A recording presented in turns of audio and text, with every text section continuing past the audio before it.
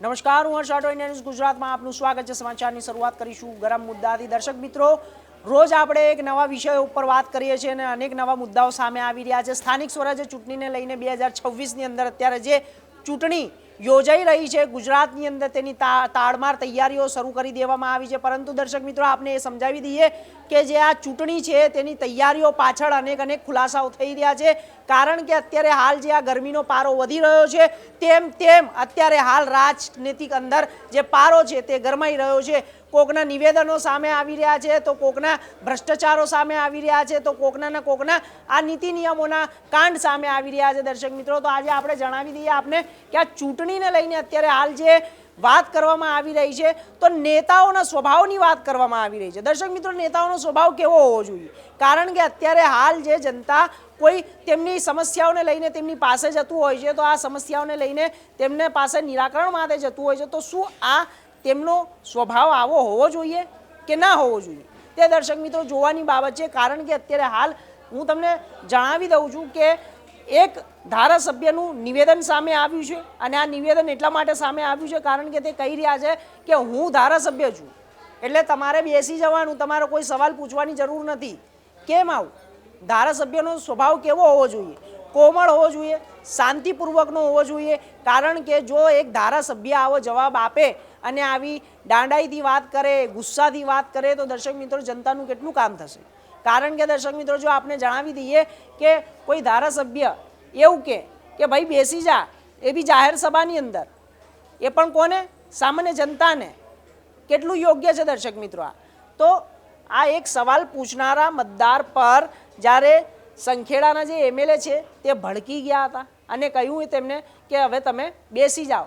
કારણ કે આ જે સવાલ પૂછનારા લોકો છે તેમનાથી તે ડરી ગયા હતા કે કંઈક સવાલ અલગ જ પૂછી લેશે તો એમાં અમારી ખીરખીરી થઈ જશે। તો દર્શક મિત્રો, આ એટલા માટે જણાવી રહ્યો છું કારણ કે જે નેતા છે તે નેતાનું કામ શું છે? સામાન્ય જનતાનું સાંભળવાનું, પરંતુ સાંભળતા તો છે નહીં અને ઉપરથી તેમની સામે દાદાગીરી કરે છે અને દાદાગીરી કરે છે તો એવા સવાલોના જવાબો પણ એવા આપે છે કે જ્યાં તેમને ખોટું લાગે, નારાજગી થાય, આવા તમામ પ્રકારના પ્રશ્નો તે સામે થઈ રહ્યા છે। તો દર્શક મિત્રો, આગળ પણ એક વાત આપણે સમજીશું કે ગ્રાફથી સમજીશું કે આખી આ જે પૃષ્ઠભૂમિ છે તે કઈ રીતે બહાર આવી છે, એ પણ સમજીએ કે સ્થાનિક સ્વરાજ્યની ચૂંટણી જે નજીક આવી રહી છે તો તેની અંદર જે રાજકીય માહોલ છે તે ગરમાઈ તો રહ્યો છે ધીરે ધીરે, પરંતુ આવનારા સમયની અંદર જ્યારે આવા નેતાઓ બહાર આવશે જે ખૂબ જ ગુસ્સાવાળા છે અને કંઈક પણ જવાબ આપી દે છે, કંઈ પણ બોલી લે છે, ગાળો પણ ભાંડી નાખે છે દર્શક મિત્રો, તો જ્યારે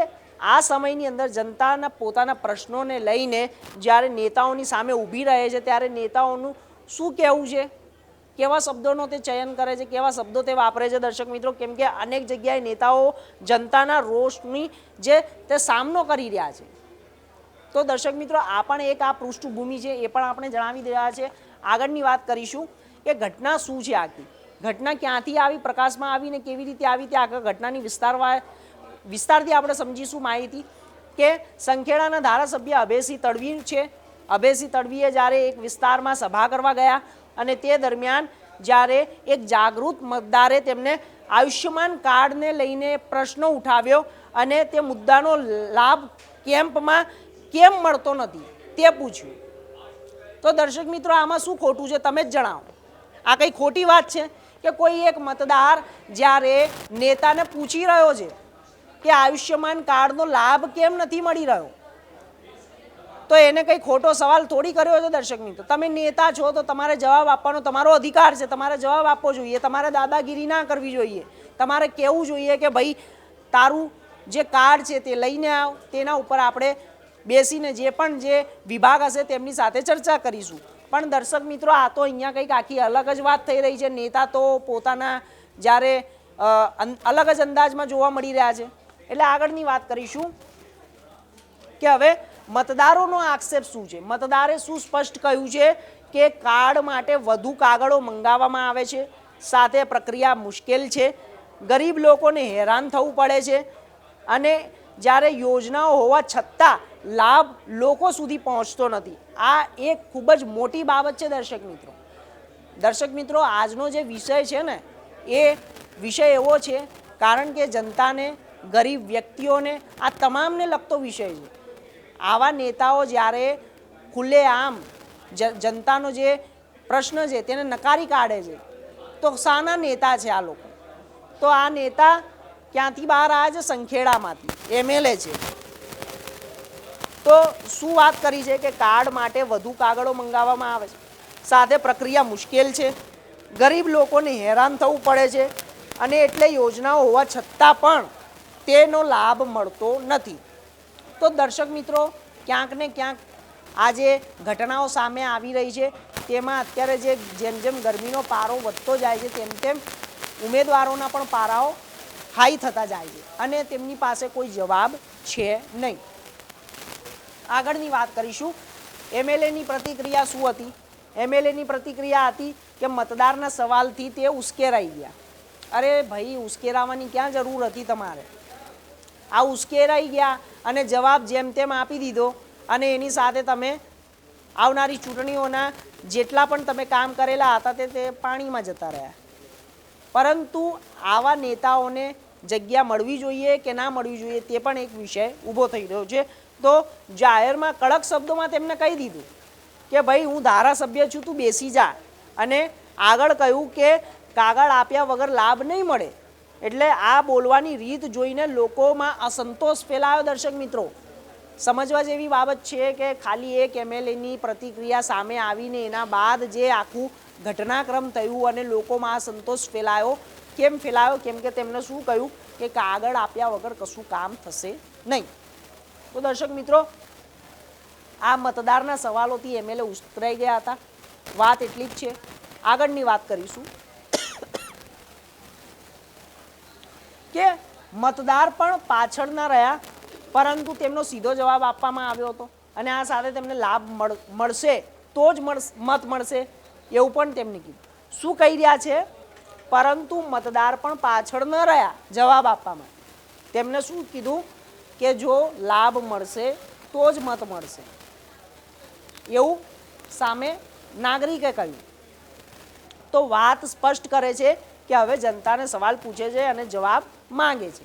તો દર્શક મિત્રો, આ મતદારનો જવાબ હતો કે શું કીધું કે જો હવે લાભ મળશે તો જ અમે મત આપીશું. દર્શક મિત્રો, તો આ ક્યાંક ને ક્યાંક હવે જાગૃત નાગરિકો થઈ રહ્યા છે, મતદારો પણ જાગૃત થઈ રહ્યા છે અને આ સાથે તે તેમના સવાલોને લઈને નેતાઓ સામે જઈ રહ્યા છે.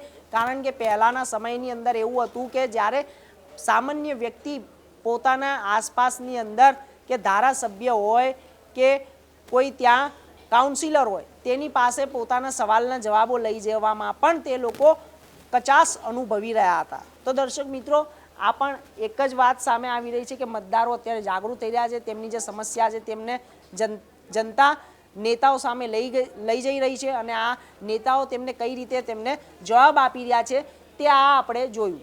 કારણ કે તે તો ખૂબ જ ઘમંડમાં કહી રહ્યા છે કે હું તો ધારાસભ્ય છું, MLA છું, તમારાથી જે થાય કરી લો, તમારા કાગળ પૂરા હશે તો તમને લાભ મળશે. તેમને ખાલી એક સામાન્ય સવાલ પૂછ્યો કે ભાઈ, આયુષ્યમાન કાર્ડનો જે છે લાભ મળતો નથી, તો તેમને જવાબ આપવાનો હતો સારી રીતે. હવે તેમના જવાબથી અસંતોષ ફેલાઈ ગયો.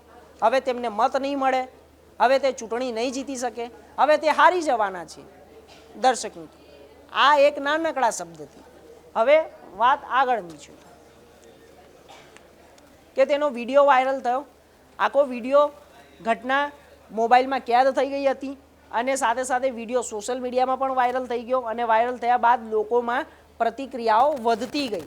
લોકો પણ તેને નકારવા લાગ્યા કે આવા નેતાઓની કોઈ જરૂર નથી સમાજમાં અને આવા નેતાને ભગાડી નાખો, આવા નેતાને કોઈ વોટ ના આપો, આવા નેતાને કોઈ પણ રીતે તમે સભામાં ના બોલાવો. આગળની વાત, મુખ્ય મુદ્દો શું હતો કે વિકાસ અને યોજનાઓ ઉપર સવાલ હતા. સાથે સાથે જનતા હવે જવાબ માંગી રહી છે મત પહેલાં, જ્યારે કામનો સંદેશ. આ સમજવા જેવી બાબત છે દર્શક મિત્રો. કારણ કે મુખ્ય મુદ્દો શું હતો? વિકાસ અને યોજના ઉપર સવાલ. જનતા હવે જવાબ માંગી રહી છે મત પહેલાં કામનો તે સંદેશ. તો શું કે કામનો જે સંદેશ છે એ તો આપવો જ પડે ને દર્શક મિત્રો. કારણ કે તમે કામ નહીં કરો તો જનતાને શું તમે જવાબ આપશો? એટલા માટે આ કિસ્સો સામે આવ્યો છે. આગળની વાત, નિષ્કર્ષ શું છે આખા ઘટનાક્રમની અંદર નિષ્કર્ષ શું સામે નીકળીને આવ્યું છે કે આ ઘટનામાં એક ઉદાહરણ એ છે કે રાજકારણ બદલાઈ રહ્યું છે અને સાથે જનતા હવે ફક્ત વચનો નહીં પરંતુ પરિણામ માંગી રહી છે. એટલે હવે જે જનતા છે તેને કોઈ વચનો કે વાયદાઓ નથી જોઈતા, તેને કામ જોઈએ છે. તમે સ્પષ્ટ કામ કરીને આપશો તો જ હવે તમને જનતા વોટ આપશે. નિષ્કર્ષ આ કહી રહ્યું છે. તો હાલ સમાચારોમાં બસ આટલું જ. દેશ દુનિયાના તમામ સમાચાર માટે જોતા રહો ઇન્ડિયા ન્યૂઝ ગુજરાત. નમસ્કાર.